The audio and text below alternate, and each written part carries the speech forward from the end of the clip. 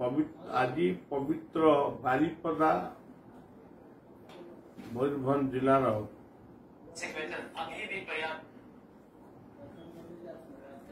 आमे सहर भितरे राम बाबूंकर गृह एठी गतकाली संध्यार प्रवचन शेष हवा परे एठी आमे रात्रि यापन करिछु एवं आज ओली रे आमे मध्याह्न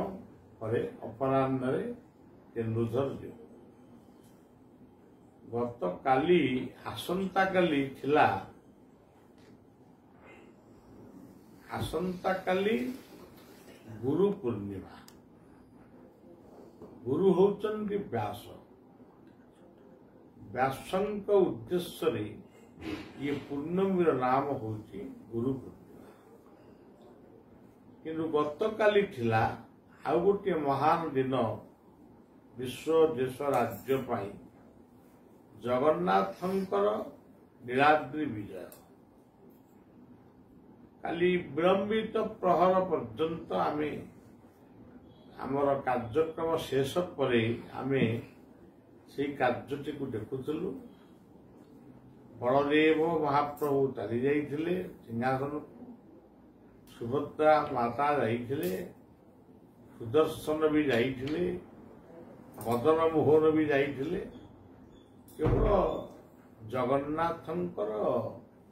पहुंडी चलला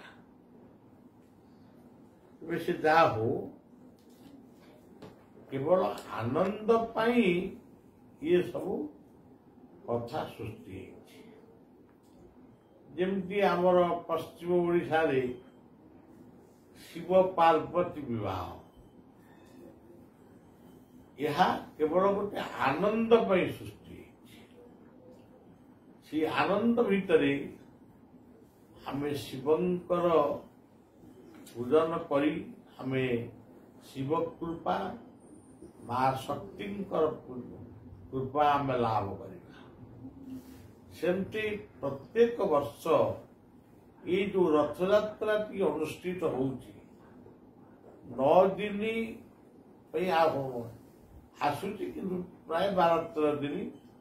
ठाकुरंकर रास्तारी तारीख प्रत्येक वर्ष एका भलिया लीला लक्ष्मी अभिमान करिवे से रथ काठ भांगिवे पुणी जगन्नाथ मंदिर को गला बेले लक्ष्मी कबाट देवे सब कौन लक्ष्मी आसी निजे करती लक्ष्मी सेवक मान कर लक्ष्मी ये सब कौन गोटे पारिवारिक जीवन क्रोध नुहे पारिवारिक जीवन यहाँ हूँ गोटे अभिमानात्मक रेखा प्रत्येक परिवार रे एमती अभिमान रहे अभिमान किसी खराब नुहे अहंकारात्मक अभिमान सब मनीष को खराब रास्ता को दिए भल पाइबार प्रेमाभिमान सीधा मनीष को सब भल करे जो अति निजर भाव थाए से अभिमान जो अति ईर्षा थाए से क्रोध सृष्टि हुए गतकाली क्रोध शब्द को बेसी व्यवहार करा जाए के मत अड़ुआ अड़ुआ अक्रोध वैराग्य जितेन्द्रिय दया क्षमा सर्वदने क्रोधर स्थान नहीं से अभिमान अभिमान रही तेणु आसंता काली जो व्यास पूर्णिमा हम ये व्यास पूर्णिमा रे आमे श्लोकटी पढ़ू व्यासाय विष्णु रूपाय माने आमे व्यास को विष्णु रूप पूजा से व्यासन को केमिति वर्णना करा जाइछि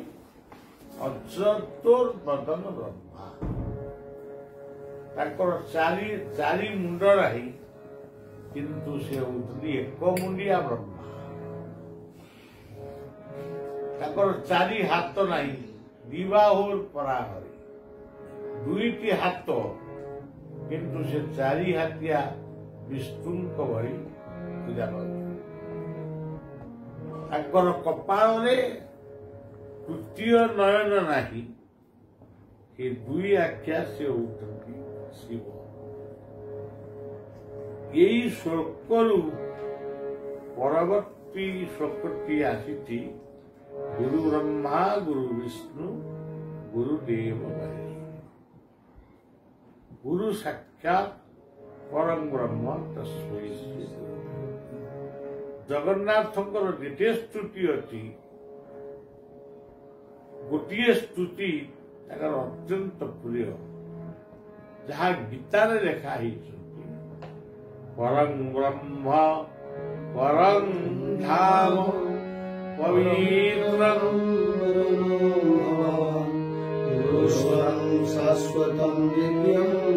आदिदेवं भजं से होती एकमात्र सृष्टिर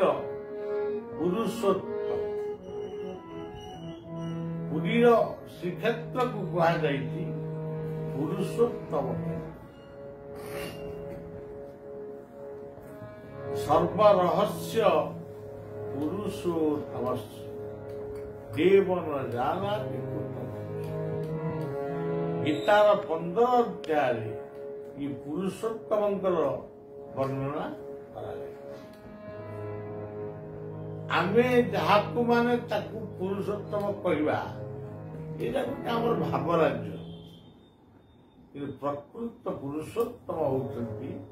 श्री परम ब्रह्म परमात्मा अनार्य तेणु निरापाई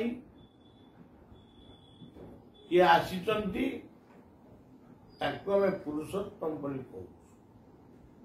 जो सद्गुरु मान को आमे पुरुषोत्तम कहू से हमको जानवा हम से स्वयं पुरुषोत्तम नहले भी जुग पुरुषोत्तम ये जुग पर जहाँ दरकार से कथा तो काली पवित्र दिनटी को समस्ते सुंदर भाव सात्विक भोजन पालन करेंगे निजर पिता माता गुरु गुरुजन मान को प्रणाम करेंगे एवं समस्त काली वर्षा दिन जेहेतु धीरे धीरे अपतरी जाऊँगी तेणु 5टी वृक्ष पुरुषोत्तम नाम 5टी फूलकुंड हो 5टी तुलसी वृक्ष हो कि 5टी जेकोसी वृक्ष हो लगे आउ बंधेबे ताले व्यास पूर्णिमा सार्थक हो सबु गुरु उद्देश्य ये जो गुरु ब्रह्मा ब्रह्मा जदि जड़े ताले मो गुरु ब्रह्मा समस्त गुरु मान ब्रह्मा मो गुरु विष्णु समस्त गुरु मान विष्णु मो गुरु शिव समस्त गुरु मान शिव मो गुरु साक्षात परम ब्रह्म समस्त गुरु विषय तेणु मन्नाथ श्री जगत गुरु पदात्मा सर्वभूतात्मा तस्मै श्री गुरु गुरवे तेणु गुरु शक्ति एक रूप भिन्न भिन्न शक्ति किंतु यही चिंतन आपण मान काली गुरु पूजा अनुष्ठित हमर केन्दुझर देवबंश घटगा तारिणी कि दूर देवबंश कुआधर निकटस्थ हरिचंदनपुर निकटस्थ देवबंश भास्कर महांत भाई काली गुरु पूजा अनुष्ठित हम केन्दुझर समस्त भक्त माने ଏଠି ଯୋଗଦାନ କରିବେ। ମା ତାରିଣୀଙ୍କ ପାଖରେ ନୂଆ ଆଶ୍ରମଟିଏ ହେଇଛି, ସେ ଆଶ୍ରମଟି ମଧ୍ୟ ଉଦ୍ଘାଟନ ହେବ। ଶେଷରେ ମା ତାରିଣୀ, ଜଗତଜନନୀ ମା ତାରିଣୀକୁ ପ୍ରଣାମ ଜଣାଉଛି, ଏଠି ମା ଅମ୍ବିକାଙ୍କୁ ପ୍ରଣାମ ଜଣାଉଛି ଏବଂ ସମସ୍ତେ ସମସ୍ତଙ୍କର ଜନ୍ମଦାତ୍ରୀ ମା, ଆଈ ମା, ମାଉସୀ ମା, ପିଉସୀ ମା, ଏ ସମସ୍ତଙ୍କୁ ମାତୃ ଜ୍ଞାନରେ ପ୍ରଣାମ ଜଣାନ୍ତୁ। ସେଇଭଳି ନିଜ ବାପା, ଅଜା, ମାମୁଁ ଘର ଅଜା, ମାମୁଁ ମାଇଁ ସମସ୍ତଙ୍କୁ ଟିକେ ସ୍ମରଣ କରନ୍ତୁ, ପ୍ରଣାମ ଜଣାନ୍ତୁ। ତାହେଲେ ଜୀବନରେ ଆମେ କିଛି କୃପା ଲାଭ କରିବା। ଜୟ ଗୁରୁ, ଜୟ ଗୁରୁ, ଜୟ ଗୁରୁ। ଓମ୍ ଶାନ୍ତି ଶାନ୍ତି।